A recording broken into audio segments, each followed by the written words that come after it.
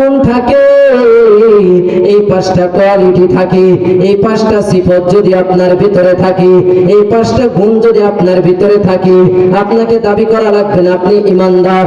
1 number গুণ, আল্লাহ তাআলা জানায়াতান, আল্লাহ তাআলা বলেন ইন্নামাল মুমিনুনা আল্লাযীনা ইযা যুকিরাল্লাহু ওয়াজিলাত কুলুবুহুম। এর নবীর আশিকের দল 1 নাম্বার গুণ হলো আল্লাহ তাআলা বলেন যারা নিজেকে মুসলমান দাবি করবে, নিজেকে ঈমানদার দাবি করবে, তাদের 1 নাম্বার গুণ তারা জিকির করবে। কি করবে? সমাজের মধ্যে জিকির নাই রে বাবা, কেমন জিকির করবে? আল্লাহ তাআলাকে ডাকবে, আল্লাহ তাআলাকে স্মরণ করবে, মাঝে মধ্যে আল্লাহ তাআলার জিকির করবে। কোন ঈমানদার বান্দা বান্দির সামনে যখন আল্লাহ তাআলার নাম স্মরণ করা হয়, আল্লাহ তাআলার জিকির করা হয়, কোরআন হাদিসের আলোচনা করা হয়, কোন ঈমানদার কোন মুমিন ওই বাড়িতে আর বসে থাকতে পারবে না, দোকানদারি করতে পারবে না রে বাবা। ওই দোকান থইয়া আল্লাহর মহব্বতে জান্নাতের বাগানে এসে বসে যাবেন। কথা বলেন ঠিক না বেঠিক? আপনার যদি এই 1 নাম্বার মুমিনের গুণ জিকির, জিকির যদি আপনার ভিতরে না থাকে রে আল্লাহর গোলাম, আল্লাহর মহব্বত যদি আপনার ভিতরে না থাকে, তাহলে আপনার মনটা নরম হবে না, চোখের পানি বের হবে না। কারণ আপনি তো মুমিন হইতে পারেন নাই, আপনি তো ঈমানদার হইতে পারেন নাই। কারণ ঈমানদারের 1 নাম্বার গুণ হলো জিকির। যখন আল্লাহ তাআলার জিকির করা হয়, আল্লাহ তাআলার নাম স্মরণ করা হয়, আল্লাহর বান্দা এদিক সেদিকে আর ঘোরাফেরা করতে পারবে না, বাড়ির ভিতরে আর সময় কাটাইতে পারবে না, এদিক সেদিকে আড্ডা দিতে পারবে না, জান্নাতের বাগানে এসে বসে যাবেন। কথা বলেন ঠিক না বেঠিক? কিন্তু তাকায়া দেখেন, এখন একটু চিন্তা ফিকির করে দেখবেন রে বাবা, মুমিনের 1 নাম্বার গুণ জিকির আপনার ভিতরে আছে না নাই? যদি আল্লাহ এই জিকির যদি আপনার ভিতরে থাকে, তাহলে আপনি একজন ঈমানদার, একজন নবীর আশিক, একজন মুসলমান। 1 নাম্বার হলো আল্লাহর জিকির। এর নবীর আশিকের দল, জিকিরের কত দাম তোমরা কি জানো? জিকিরের কত মূল্য তোমরা জানো? জিকিরের ফজিলত কত জানো? আল্লাহর পয়গম্বর আল্লাহলিল্লাহিল্লাযী জাআলাশ শামসা ওয়াল কমারা বিহুসবান والنجم والشجر يسجدان وفضل زمانا على زمان كما فضل مكانا على مكان وإنسانا على إنسان ونشهد أن لا إله إلا الله وحده لا شريك له ونشهد أن سيدنا وسندنا وحبيب ربنا وطبيبنا وقلوبنا ومولانا محمدا عبده ورسوله. أما بعد فأعوذ بالله من الشيطان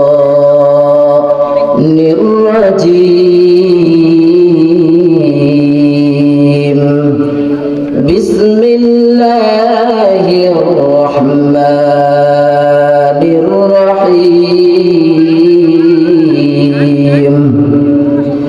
إنما المؤمنون الذين إذا ذكر الله وجلت قلوبهم وإذا تليت عليهم آياته زادتهم إيمانا وعلى ربهم يتوكلون. قال رسول الله صلى الله عليه وسلم: أول ما يحاسب به العبد يوم القيامة الصلاة، أو كما قال النبي عليه الصلاة والسلام. मैं दूर हो मजबूर हो ऐ सैयद आलम, मैं दूर हो मजबूर हो ऐ सैयद आलम, दीदार दिखा दे नहीं आवाज सुना दूं, दीदार दिखा दे नहीं आवाज सुना दो। मैं सूरत यूसुफ को नहीं चाहने वाला, मैं सूरत यूसुफ को नहीं चाहने वाला, मैं कैस के मानंद नहीं आशिक लैला, मैं कैस के मानंद नहीं आशिक लैला, मैं आशिक मौला हूँ मेरा इश्क दीवाना, मैं आशिक मौला हूँ मेरा इश्क दीवाना, ये जुमला जहाँ जिसके तजल्ली से उजाला, ये जुमला जहाँ जिसके तजल्ली से उजाला।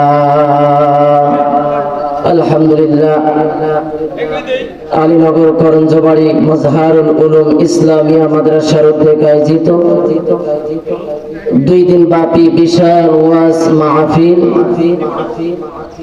আজ প্রথম দিনের সমাপনী। আল্লাহ পাকের দরবারে লাখো কোটি শুকর ও সুযোগ যে মহান আল্লাহ পাক রব্বুল আলামিন আমাকে কিছু কথা বলার জন্য, আপনাদেরকে শ্রবণ করার জন্য দয়াময় আল্লাহ রাব্বুল আলামিন কবুল করেছেন। এই জন্য দিল থেকে অন্তরস্থল থেকে নিয়ামতের শুকর আদায় করে বলি আলহামদুলিল্লাহ। ভূমিকা লম্বা না, সময় সংক্ষিপ্ত, ভূমিকা লম্বা করব না। আমি কুরআনুল কারীমের ভিতর থেকে আয়াতে কারিমা তেলাওয়াত করেছি, নবীজির হাদিস থেকে কিছু অংশ হাদিস তেলাওয়াত করেছি। এই কোরআন ও হাদিসকে সামনে রেখে সংক্ষিপ্ত আলোচনা করব ইনশাআল্লাহ। প্রথমে আসুন আল্লাহ রাব্বুল আলামিনের পয়গম্বর জনাব রাসূলুল্লাহ সাল্লাল্লাহু আলাইহি ওয়াসাল্লাম বলেন, দুনিয়ার জমিনের মধ্যে ওই জায়গাটা হলো জান্নাতের বাগান, যেই জায়গার মধ্যে আল্লাহ তাআলার নাম স্মরণ করা হয়, আল্লাহ তাআলার জিকির করা হয়। আল্লাহর পয়গম্বর বলেন, যেই জায়গার মধ্যে আল্লাহ তাআলার নাম স্মরণ করা হয়, আল্লাহর জিকির করা হয়, আল্লাহ তাআলাকে ডাকা হয়, কোরআন হাদিসের আলোচনা করা হয়, ওই জায়গাটা হলো জান্নাতের বাগান। ও মুসলমান, এই জান্নাতের বাগানে সবাই এসে বসতে পারবে না। দয়াময় আল্লাহ রাব্বুল আলামিন যাদেরকে কবুল করবেন তারাই জান্নাতের বাগানে এসে বসতে পারবেন। কথা বলেন ঠিক না ঠিক? এই জন্য ভূমিকা লম্বা না, সময় সংক্ষিপ্ত। এখন আমি যে বিষয়টি আলোচনা করতে চাই সেটি হলো ঈমান কি এবং মুমিন কাকে বলা হয়, মুত্তাকিন কাকে বলা হয়। ঈমান এমন একটা দৌলত, এমন একটা সম্পদের নাম, যেই ঈমান আমাদের কথা কথায় ঈমান চলে যায়। আমাদের ঈমান যাইতেছে কি যায় না আমরা নিজেই জানি না। এই জন্য সংক্ষিপ্ত ভাবে বলবো ঈমান কাকে বলা হয় এবং মুত্তাকিন কাকে বলা হয়। আল্লাহর পয়গম্বর জনাব রাসূলুল্লাহ সাল্লাল্লাহু আলাইহি ওয়াসাল্লাম সাহাবায়ে কেরামদেরকে নিয়ে বয়ান করতেছে। একজন সাহাবী জিজ্ঞেস করেন, ইয়া রাসূলুল্লাহ, ইয়া হাবিবাল্লাহ, ঈমান কি এবং মুমিন কাকে বলা হয়? আমরা অনেকেই জানি না, এই জন্য আমাদের জন্য জানা জরুরি। কথা বলেন ঠিক কি না? কারণ আমরা দিন যাইতেছি, আমরা ঈমান হারা হয়ে যাইতেছি। রাত চাই, ঈমান হারা হয়ে যাইতেছি। ঈমানের দৌলত, ঈমানের সম্পদ, এটা এমন একটা সম্পদ, এটা আমরা এই ঈমানটা দেখার জিনিস নয়। ছোঁয়ার জিনিস নয়, ধরার জিনিস নয়। এই ইমানটা আমরা ধারণ করি, কিন্তু ইমানটাকে আমরা মজবুত করে রাখতে পারি না। কথা বলেন ঠিক কিনা? ইমান হারার জন্য পুরা কুরআনুল কারীমের বিধান অবিশ্বাস করা লাগবে না। কুরআনুল কারীমের যদি একটা বিধান আপনার লঙ্ঘন হয়ে যায়, একটা বিধান যদি আপনার কাছ থেকে ছুটে যায়, একটা বিধান যদি আপনার, একটা দৌলত যদি আপনার কাছ থেকে ছুটে যায়, আপনার আর ইমান থাকবে না। কথা বলেন ঠিক না ঠিক? পুরা কোরআন অবিশ্বাস করা লাগবে না। একটা বিধান যদি আপনার ছুটে যায় মুসলমান, আপনার ইমান থাকবে না। কুরআনুল কারীম যখন আমরা শুরু করি, তখন আমরা পড়ি বিসমিল্লাহির রহমানির রহিম। ও মুসলমান ইমানদার আল্লাহর গোলাম, এই বিসমিল্লাহর বা থেকে শুরু করে মিনাল জিন্নাতি ওয়ান নাসিন পর্যন্ত কুরআনুল কারীমের একটা হরফ, একটা বিধান যদি আপনার ছুটে যায়, একটা বিধান যদি আপনার ছুটে যায়, আপনার আর ইমান থাকবে না। মুসলমান ইমানদার আল্লাহর গোলাম,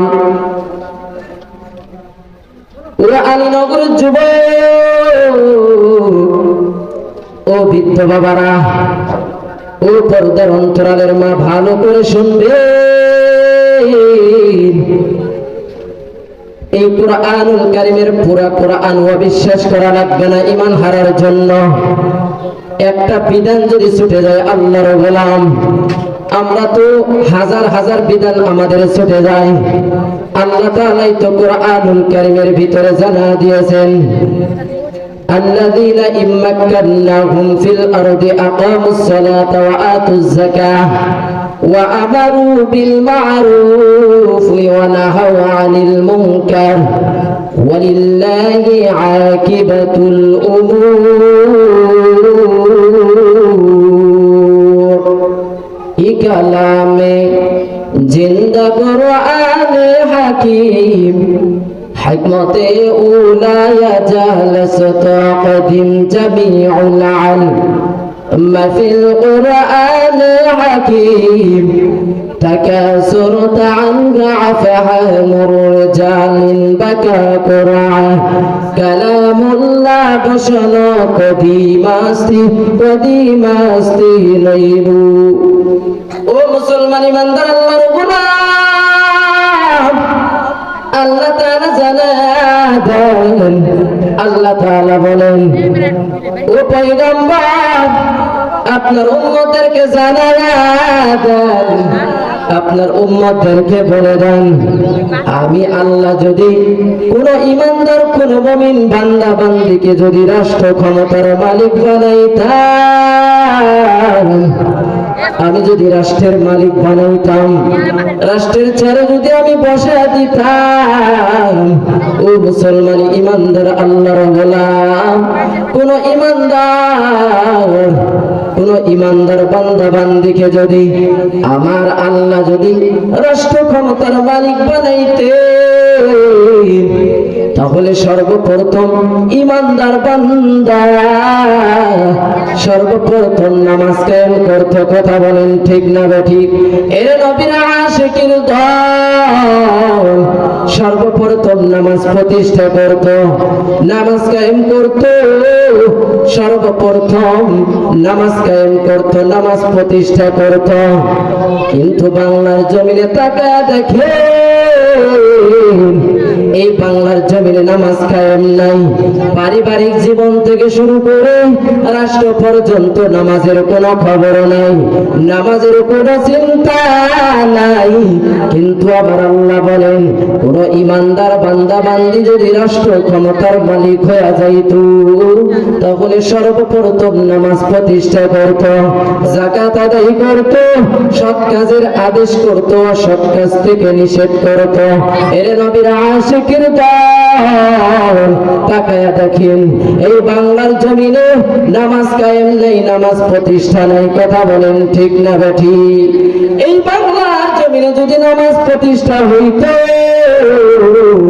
এই বাংলার জমিনে যদি নামাজ কায়েম হইত রে বাবা, তাহলে এই বাংলার জমিন শান্তি পরিণত হয়ে যাইত। এর নবীর আশিক উম্মতের দল নামাজের কোনো খবর নেই। এর নবীর উম্মতের দল, নামাজ এমন একটা ইবাদত বাবা, নামাজ এমন একটা সম্পদ। এই বাংলার জমিনে তাকায় দেখেন, এই নামাজের ব্যাপারে মুসলমানেরা গাফেল, বেশি কথা বলেন ঠিক না ঠিক? এর নবীর আশিকের দল, এই বাংলার জমিনে মুসলমানেরা বেশি গাফেল হলো নামাজের ব্যাপারে। যাকাত আদায় করতে ত্রুটি নাই, মোটামুটি যাকাত আদায় করে রে বাবা। দান সদকা করতে কোনো ত্রুটি নাই, দান সদকা মোটামুটি করে রে বাবা। এবার তাকায় দেখেন, নামাজের ব্যাপারে গাফেল বেশি। হজ পালন করেছে কিন্তু নামাজ আদায় করতে পারে না। এর নবীর আশিক উম্মতের দল, নামাজ এমন একটা ইবাদত, যদি পারিবারিক জীবন থেকে শুরু করে রাষ্ট্র পর্যন্ত যদি নামাজ প্রতিষ্ঠা হইতো, নামাজ কায়েম হইতো, এই বাংলার জমিনে শান্তি থাকতো না রে বাবা। নবীর আদর্শ যদি থাকতো, নবীর সুন্নাত যদি থাকতো, তাহলে বাংলার জমিনে অশান্তি থাকতো না। আজকে তাকায় দেখেন, মা বোনেরা নামাজ পড়ে না, যুবক ভাইরাও নামাজ পড়ে না, বৃদ্ধ বাবারাও নামাজ পড়ে না। ওই মুসলমান মনে রাখবেন, আল্লাহর পয়গম্বর নামাজের ব্যাপারে কেমন কঠোর ছিলেন। আল্লাহর পয়গম্বর জনাব রাসূলুল্লাহ সাল্লাল্লাহু আলাইহি সাল্লাম বলেন, ও সাহাবায়ে কেরাম, যারা নামাজ পড়বে না তারা আমি নবীর উম্মতদের অন্তর্ভুক্ত হইতে পারে না। আর একটা হাদিসের মধ্যে আল্লাহর পয়গম্বর বলেন, عن جابر رضي الله تعالى عنه قال قال رسول الله صلى الله عليه وسلم يقول بين الرجل وبين الكفر ترك الصلاة। আল্লাহর পয়গম্বর বলেন, জাবের রাদিয়াল্লাহু তাআলা আনহু থেকে হাদিসটি বর্ণনা করা হয়। আল্লাহর পয়গম্বর বলেন, ও সাহাবায়ে কেরাম, মুমিন আর মুনাফিকদের মধ্যে পার্থক্য কি, এদের মধ্যে ব্যবধান কি? আল্লাহর পয়গম্বর বলেন, ও সাহাবায়ে কেরাম, এদের মধ্যে ব্যবধান হলো নামাজ তরক করা। আজকে বাংলার জমিনে তাকায়া দেখেন, আমাদের এলাকায় তাকায়া দেখেন, নামাজের ব্যাপারে আমরা গাফিল, বেশি কথা বলেন ঠিক না ঠিক? ও মুসলমান, ও যুবক ভাই, ও বৃদ্ধ বাবারা, আপনারা যদি নামাজ না পড়েন, নামাজ তরক করেন, তাহলে মনে রাখবেন আপনারা কাফেরদের অন্তর্ভুক্ত হয়ে যাচ্ছেন, কুফরিদের অন্তর্ভুক্ত হয়ে যাচ্ছেন। আপনি মুসলমান হইতে পারবেন না। এই জন্য মুমিনের গুণের কথা বলে আমি শেষ করে দেব। আয়াতে কারিমা তেলাওয়াত করেছি, এই আয়াতের বিষয় সংক্ষিপ্ত আমি শেষ করে দেব। আমার সময় লম্বা না, ভূমিকা লম্বা না, এই জন্য যে আয়াতে কারিমা তেলাওয়াত করেছি, এই আয়াতের ব্যাখ্যা দিয়ে আমি শেষ করে দেব। এই বাংলার জমিনে তাকায়া দেখেন, এক শ্রেণীর মানুষ নিজেকে মুসলমান দাবি করে, নামাজি দাবি করে, ইমানদার দাবি করে, এমন মুসলমান বাংলার জমিনে আছে না নাই? অথচ নামাজের কোনো খবর নাই, জিকিরের কোনো খবর নাই, কোরআন তেলাওয়াতের কোনো খবর নাই, আর নিজেকে মুসলমান দাবি করে। ও মুসলমান, নিজেকে মুসলমান দাবি করলে কি মুসলমান হওয়া যায়? মুসলমানের ঘরে জন্মগ্রহণ করলাম, আল্লাহর ইবাদত করি না, নামাজ পড়ি না, কোরআন তেলাওয়াত করি না, মাদ্রাসাকে মহব্বত করি না, মসজিদকে মহব্বত করি না, তালিবুল ইলমদেরকে মহব্বত করি না, আলেম উলামাদেরকে মহব্বত করি না। ও মুসলমান, কিভাবে নিজেকে মুসলমান দাবি করো? কিভাবে নিজেকে নবীর আশিক দাবি করো, ইমানদার দাবি করো? নামাজ পড়লেই কি ইমানদার হওয়া যায়? নামাজ পড়লেই কি মুসলমান হওয়া যায়? এক আল্লাহর বান্দা, ভূমিকা লম্বা হয়ে যাবে। 500 বছর ইবাদত করার পরেও আল্লাহর আদালতে দাঁড়াইছে, এরপরও আল্লাহ পাক রব্বুল আলামিন জাহান্নাম দিয়েছে। কারণটা কি? তার ইবাদত আল্লাহর কাছে পছন্দ হয় নাই। কথা বলেন ঠিক কিনা? আল্লাহর কাছে কবুল হয় নাই। তাহলে নামাজ পড়ে আমাদের ফায়দা কি? নামাজটা নামাজের মতো পড়তে পারি না, ইবাদতটা ইবাদতের মতো করতে পারি না। নামাজ পড়ে সুদ খাই, আল্লাহর কাছে গ্রহণযোগ্য হবে? নামাজ পড়ে মিথ্যা কথা বলি, নামাজ পড়ে গীবত করি, নামাজ পড়ে অন্যের নিন্দা করি, নামাজ পড়ি অন্যের সমালোচনা করি, মুসলমান এই নামাজ আল্লাহর কাছে গ্রহণযোগ্য হইতে পারে না। কথা বলেন ঠিক না ঠিক? ও মুসলমান ইমানদার আল্লাহর গোলাম, যারা নিজেকে মুসলমান দাবি করবে, যারা নিজেকে ইমানদার দাবি করবে, তাদের গুণ আছে না নাই? তাদের পরিচয় আছে না নাই? এই জন্য আল্লাহ তাআলা ডাক দিয়া বলেন, যারা নিজেকে ঈমানদার দাবি করবে, যারা নিজেকে মুসলমান দাবি করবে, মুমিন দাবি করবে, তাদের মধ্যে 5টা গুণ থাকা লাগবে। কয়টা গুণ? ওরে নবীর আশিকির দল, এই 5টা গুণ, এই 5টা